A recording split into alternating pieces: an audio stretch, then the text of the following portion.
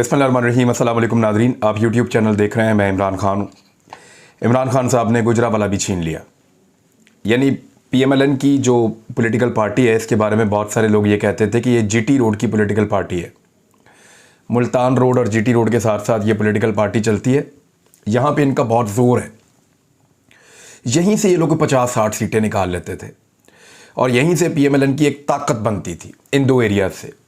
अब ऐसा लगता है कि इमरान खान साहब का ये जो लॉन्ग मार्च है, जिस तरीके से उन्होंने इसको डिज़ाइन किया है, जिन इलाकों से और हलकों से होकर वो गुजर रहे हैं, क्योंकि मोटरवे की सराउंडिंग के अंदर जितनी सीटें वो पहले भी पाकिस्तान तहरीक इंसाफ ने जीत ली थी। जीटी रोड पे पीएमएलएन मजबूत कहलाई जाती थी। अब अगर जीटी रोड पे जेलम तक का इलाका जो है वो सबसे अहम एरिया है। यहाँ से यानी गुजरावाला में, मुरीदके में, शेखुपुरा में आप आगे बढ़ जाएं तो सियालकोट में, साथ उसके इलाका नारोवाल का है, उसके बाद आगे गुजरात आ जाता है, मंडी बहाउद्दीन आ जाता है। ये वो इलाके हैं जहाँ पे खारियाँ, ये वो एरियाज हैं जहाँ पे पीएमएलएन जीत जाती है, इलेक्शन अक्सर जीत जाती है। लेकिन यहाँ पे इमरान खान साहब ने लॉन्ग मार्च को ले जाकर पीएमएलएन के लिए इसको ताबूत बना देना है उनकी सियासत का। क्योंकि जिस तरह लोग रिस्पॉन्ड कर रहे हैं, जो मनाजिर हम देख रहे हैं, मैंने अपने सहाफ़ती करियर में ये वाले मनाजिर इस तरह के नहीं देखे। ना इससे पहले मैंने कभी इस तरह का लॉन्ग मार्च देखा है। इस लॉन्ग मार्च को आप समझिए, इमरान खान साहब नए नए तजुर्बे करते हैं। आप गौर कीजिए कि जब भी वो कोई चीज़ करते हैं नए तरीके से करते हैं और कभी भी नया तजर्बा करने से डरते नहीं हैं। मुझे अच्छी तरह याद है कि पाकिस्तान की तमाम पॉलिटिकल पार्टीज़ दिन रात रो रही थी कि इमरान खान को बोलो लॉकडाउन लगाए, इमरान खान को बोलो पाकिस्तान को बंद करे, इमरान खान को बोलो बाज़ारों को, कारोबार को, सबको बंद करे और हर शख्स को उसके घर के अंदर बंद कर दे, कर्फ्यू लगा दे पाकिस्तान में। सब पॉलिटिकल पार्टीज कह रही थी, पाकिस्तान की एस्टेब्लिशमेंट भी यही कह रही थी। सब इमरान खान साहब पे दबाव डाल रहे थे और वो अकेले डट गए। उनकी अपनी पॉलिटिकल पार्टी ने भी दबाव डाला, मीडिया ने भी डाला। इमरान खान साहब अकेले डट गए और उन्होंने कहा कि मैं लॉकडाउन नहीं लगाऊंगा, मेरे लोग भूखे मर जाएंगे। उन्होंने स्मार्ट लॉकडाउन जो है ना, एक स्मार्ट लॉकडाउन उन्होंने मुतारिफ करवाया और फिर दुनिया ने माना कि सबसे बेहतरीन अंदाज में जो आदमी कोरोना वायरस के खिलाफ लड़ा है और जिसने सबसे अच्छा परफॉर्म किया है वो इमरान खान है। एक नया तजुर्बा था लेकिन उन्होंने किया और दुनिया ने उसको फिर फॉलो किया। ऐसा लॉन्ग मार्च भी दुनिया ने पहले कभी नहीं देखा, जो सुबह शुरू होता है शाम तक चलता है, फिर लोग रेस्ट करने चले जाते हैं, लीडर भी चला जाता है, अगली सुबह वो दोबारा शुरू हो जाता है। यानी लाहौर से लेकर अगर आप रावलपिंडी तक देखें तो दर्जनों स्टेशन बने हुए हैं। एक स्टेशन से चलते हैं, लोग साथ मिल जाते हैं, दूसरे स्टेशन तक वो लोग साथ चलते हैं, दूसरे स्टेशन पे जाके इमरान खान साहब खिताब करते हैं, पुराने लोग वापस चले जाते हैं, अगले लोग फिर चल पड़ते हैं। इस तरह ये लॉन्ग मार्च जा रहा है। इमरान खान साहब अपने क्राउड को, अपने लोगों को थका नहीं रहे। कोई शख्स मिसाल के तौर पे 1 दिन के लिए लॉन्ग मार्च में आता है, कोई 2 दिनों के लिए आता है, कोई 6 घंटे के लिए आता है, कोई 8 घंटे के लिए आता है, लेकिन लोग इसका हिस्सा बनते हैं और वापस अपनी मामूल की ज़िंदगी में चले जाते हैं। इमरान खान साहब अपने क्राउड को थका नहीं रहे, वो लोगों की सिर्फ शमूलियत करवा रहे हैं। लेकिन जिस वक्त वो रावलपिंडी पहुंचेंगे, रवात क्रॉस करेंगे, तो उस वक्त फिर सबको कॉल आ जाएगी और फिर पूरा पाकिस्तान निकलकर रावलपिंडी की जानिब, इस्लामाबाद की जानिब बढ़ना शुरू हो जाएगा। ये एक नई हिकमत अमली है, नए तरह का लॉन्ग मार्च है, हमने दुनिया में कहीं नहीं देखा। इमरान खान साहब के ज़हन की पैदावार है। इससे पहले भी उन्होंने बहुत सारे नए नए तजुर्बे किए हैं। अब उनका ये नया तजुर्बा भी हम देख लेंगे कि कामयाब होते हैं या नाकाम होते हैं। लेकिन ये नई चीज़ है, इससे पहले नहीं हुआ था। हमने दुनिया में पॉलिटिकल साइंस के अंदर कभी इस तरह का लॉन्ग मार्च नहीं पढ़ा। लॉन्ग मार्च तो कंटिन्यूसली जा रहा होता है, लेकिन ये रुकता है फिर चलता है, रुकता है फिर चलता है, और लोग उसी शिद्दत के साथ इसके अंदर शामिल होते हैं। शहर से शहर होते होते अब ये लंबा होता चला जा रहा है। तो इस नए तजर्बे का नतीजा क्या होगा? जो पुराने तजर्बाकार हैं, जिनका सियासत में 70 साल तजर्बा है, या जो पीडीएम की जमातें हैं जिनका सियासत में बहुत तजर्बा है, वो सारे नहीं कर पाएंगे। मुझे नहीं लगता कि इस नई चीज़ से निपटने के लिए ताकत के इस्तेमाल के अलावा उनके पास कोई और रास्ता है। बल्कि कुछ लोग तो ये कह रहे हैं कि पाकिस्तान में मार्शल लॉ लग जाएगा। इमरान खान साहब ने क्या कहा पहले वो सुन लें, उसके बाद मैं आपको बताता हूँ कि मार्शल लॉ क्या पाकिस्तान में वाकई लग जाएगा। क्या ये खबरें ठीक हैं? क्या वाकई में मार्शल लॉ लगाने के लिए अमेरिका ने या ताकतवर दुनिया के जो ममालिक हैं उन्होंने पाकिस्तान को ग्रीन सिग्नल दे दिया है कि आप पाकिस्तान में मार्शल लॉ लगता है तो लग जाए, कोई फ़र्क नहीं पड़ता, उनके मफादात का तहफ़्फ़ुज़ होना चाहिए। तो मैं आपके सामने तफसीलात अभी रख देता हूँ कि मार्शल लॉ लगाने के लिए इस वक्त क्या सिचुएशन है। गुजरावाला में लॉन्ग मार्च की शुरुआत इमरान खान साहब ने खिताब किया, मैंने पाकिस्तान को टूटते देखा है। पाकिस्तान की सबसे बड़ी जमात का ताल्लुक मशरकी पाकिस्तान से था, जो इलेक्शन जीत गई थी। लेकिन मशरकी पाकिस्तान के अवाम को उनका हक नहीं दिया गया। यहाँ पे एक सियासतदान था, उसने अपनी कुर्सी बचाने के लिए साजिश की और फौज को उस पार्टी के खिलाफ खड़ा कर दिया, जिसके नतीजे में मुल्क टूट गया। अब दोबारा आसिफ अली जरदारी और नवाज शरीफ ये मिलकर साजिश कर रहे हैं मुल्क के खिलाफ, और सबसे बड़ी जमात पीटीआई और फौज और एस्टेब्लिशमेंट को एक दूसरे के खिलाफ खड़ा करना चाहते हैं, लड़ाना चाहते हैं। सारे चोरों का मकसद फौज का पीटीआई से टाकरा करवाना है। मेरा जीना मरना पाकिस्तान में है, नवाज शरीफ आया उसका मुकाबला करूंगा, उसके खिलाफ इलेक्शन भी लड़ूंगा। तो अगर वो इलेक्शन लड़ सकते हैं तो इमरान खान साहब ने उनको चैलेंज भी कर दिया है। देखिए एक चीज़ तो बड़ी क्लियर है, आ जाए मार्शाल्लाह की तरफ, वो बहुत इंपॉर्टेंट खबर है, तो इसके ऊपर बात इतनी मेरे ख्याल में काफ़ी है। लोग सुनते रहते हैं कि इमरान खान साहब क्या कह रहे हैं। जो हुजूम हम देख रहे हैं, जिस तरह का गुजरावाला ने इस्तकबाल किया, लगता है कि गुजरावाला भी गया PMLN के हाथ से। और आज इतनी फ्रस्ट्रेशन थी कि मरियम नवाज को वहाँ लंदन में प्रेस कॉन्फ्रेंस करनी पड़ गई। यानी छुट्टियाँ भी हराम कर दी हैं इमरान खान साहब के साथ खड़े हुए लोगों ने।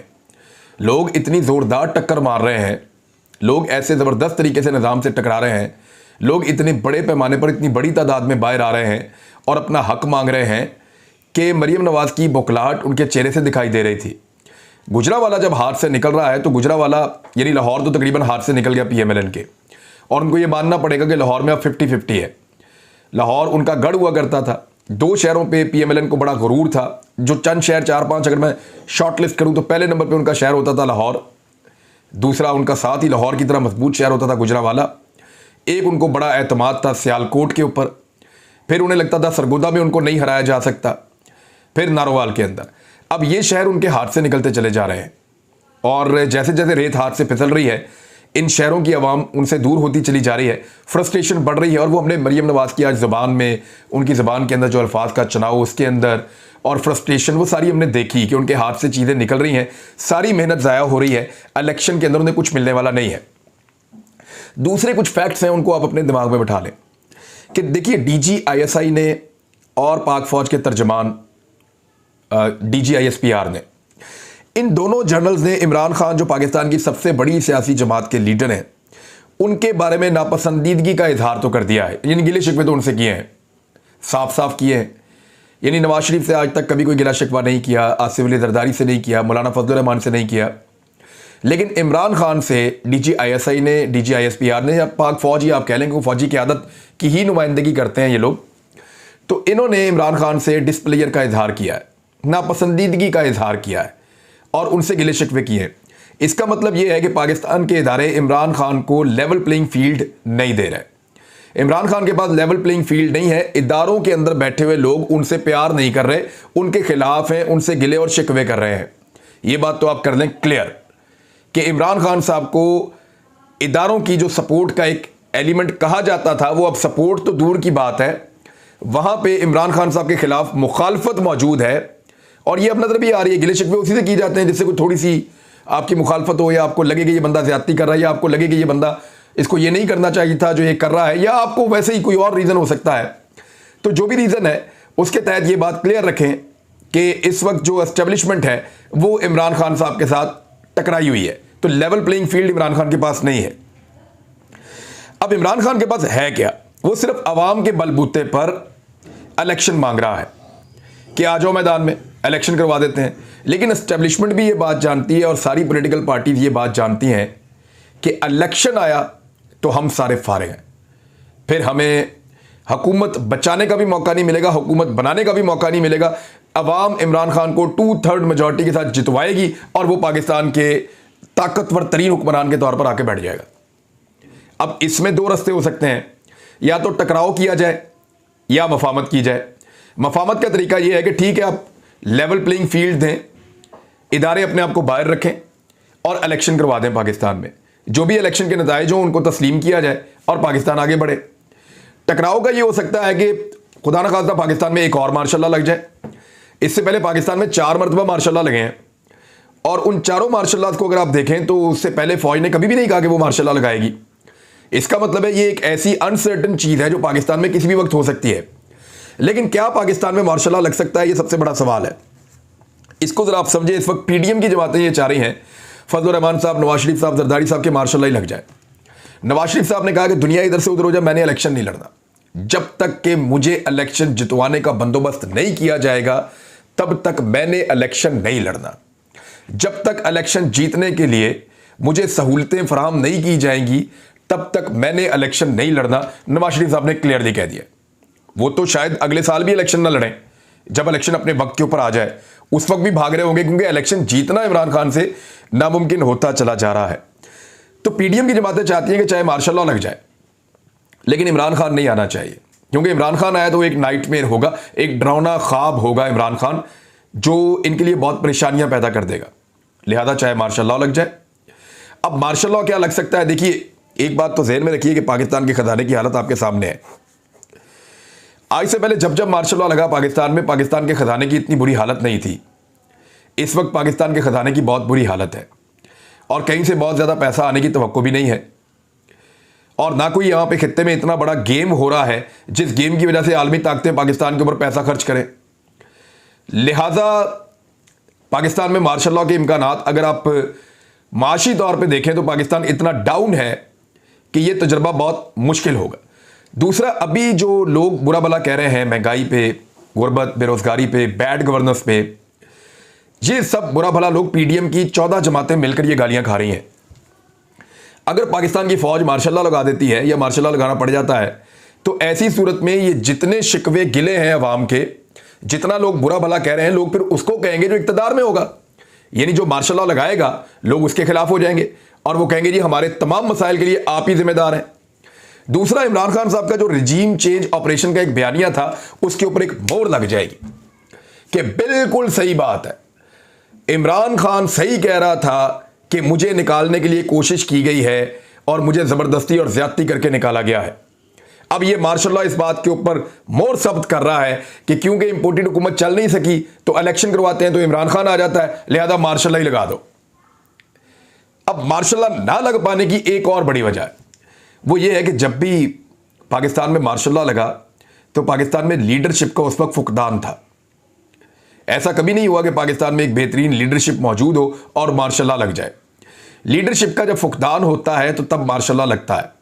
इस वक्त लोग एक शख्स को अपना लीडर बना चुके हैं, 80% लोग उसको वोट करते हैं, पाकिस्तान की आवाम उसके साथ खड़ी है, जहां पे इलेक्शन लड़ता है 70 से 80% का वो रिजल्ट देता है। तो जब इतना मकबूल लीडर पाकिस्तान के अंदर मौजूद है तो उसकी मौजूदगी में आप मार्शल लॉ नहीं लग सकेगा, क्योंकि मार्शल लॉ लगाएंगे वो शख्स और उसकी जो पॉलिटिकल पार्टी है वो उसकी मुजामत करेंगे, और सबको मार्शल लॉ के खिलाफ मुजामत करनी चाहिए। पाकिस्तान एक जमहूरी मुल्क है और जमहूरी इसका आइन है, इसका एक कानून है, तो वहां पे मार्शल लॉ जैसी चीज की कोई गुंजाइश नहीं है। लेकिन अगर इतना लगेगा भी तो उतनी आसानियां नहीं होगी। पाकिस्तान में जब जब मार्शल लॉ लगा लोगों ने मिठाइयां तकसीम की, क्योंकि पॉलिटिकल क़यादत बहुत ज्यादा नीचे चली जाती थी, फौजी क़यादत ऊपर आ जाती थी और मार्शल लॉ लग जाता था, लोग मिठाइयां बांटते थे। इस मरतबा जो है वो सूरत कुछ और है। सूरत एक इलेक्शन का तकाजा कर रही है। अगर इस सूरत हाल में मार्शल लॉ लगाया गया या मार्शल लॉ खुदा न खास्ता लगा तो लोग उसके ऊपर रद्द-ए-अमल देंगे और हमारा इदारा जो बड़ा कीमती इदारा है उसके लिए मजीद मुश्किलात पैदा होगी, उसका जो एक शोहरत है उसको भी नुकसान पहुंचेगा। अब जो लॉन्ग मार्च है वो इतना लंबा होता चला जा रहा है इमरान खान साहब का कि एतवार वाले दिन वो जेलम पहुंचेगा। एतवार को जब जेलम पहुंचेंगे तो उसके बाद फिर रावलपिंडी की तरफ बढ़ना है। मुझे ऐसा लगता है कि एक हफ्ता और ये चलता रहेगा, यानी इस एतवार तक ये जेलम पहुंचेगा। जेलम से आगे रावलपिंडी पहुंचने में भी ये लॉन्ग मार्च 3 से 4 दिन लेगा, फिर जुम्मा आ जाएगा और फिर जुम्मा हफ्ता एतवार क्या होगा रावलपिंडी में, ये एक स्ट्रेटजी है। इसके कुछ पोर्शंस का मुझे पता है, मुझे इसका आइडिया है कि वहां क्या होने जा रहा है। जो सहूलतकार हैं इस इंपोर्टेड हुकूमत के, उनको भी आइडिया है कि वहां क्या होने जा रहा है, और इसी की वजह से बहुत ज़्यादा तज़ब्ज़ुब है, बहुत ज़्यादा बेचैनी है। डिपेंड इस बात पे करता है कि पाकिस्तानी कितने बड़ी तादाद में अपना हक मांगने के लिए बाहर आते हैं। अगर तो पाकिस्तानी बहुत बड़ी तादाद में अपना हक मांगने के लिए बाहर आते हैं, बल्कि जो रिटायर फौजी अफसरान की तंजीमें हैं उन्होंने भी कहा है कि वो और उनकी फैमिलीज भी आएंगे, और बहुत सारे जो रिटायर ऑफिसर्स हैं वो कह रहे हैं कि वो भी आएंगे, आम शहरी कह रहे हैं कि वो भी आएंगे।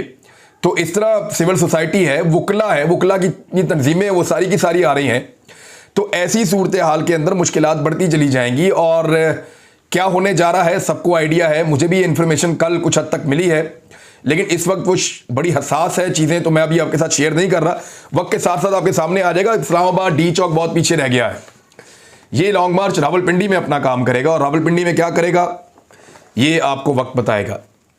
अब आदम सवाती एक मुश्किल बनते चले जा रहे हैं, और बहुत बड़ी मुश्किल बनते चले जा रहे हैं।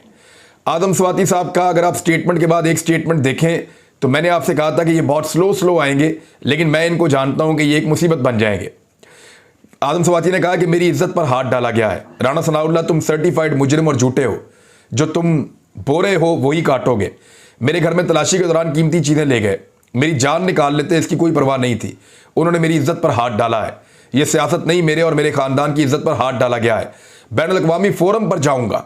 एक सेनेटर की इज्जत महफूज नहीं है। यह कानून सेक्टर कमांडर फैसल के लिए नहीं है।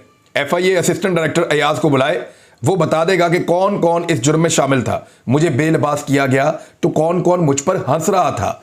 उन्होंने मुझ पर तशद्दुद किया और मेरी चीखों की वीडियोस बनाते रहे। मेरा जुर्म सिर्फ एक बड़े ताकतवर आदमी के खिलाफ ट्वीट करना है। शहबाज गिल का नाम डाल दिया गया है एग्जिट कंट्रोल लिस्ट के अंदर। कोई फर्क नहीं पड़ता, पाकिस्तान ही अपना मुल्क है। और मेरे ख्याल में जिस आदमी ने सोचा होगा उसने पाकिस्तान से नहीं जाना। शहबाज गिल ने अगर जाना होता तो बहुत पहले भाग जाता। मुझे नहीं लगता उसको फर्क पड़ेगा इस बात से, वो यहाँ पाकिस्तान में ही मौजूद रहेगा। तो नादरीन, ये मार्शल लॉ के हवाले से कुछ सवालात थे, मैंने आपके सामने रख दिए। इम्कानात बहुत कम हैं, लेकिन इसके बावजूद ये बात याद रखिएगा कि पाकिस्तान में कुछ भी हो सकता है। लेकिन एक और बात भी याद रखिएगा कि पाकिस्तान की कौम ने चीज़ों के ऊपर अपना हक मांगने के लिए रद्द अमल देना भी सीख लिया है।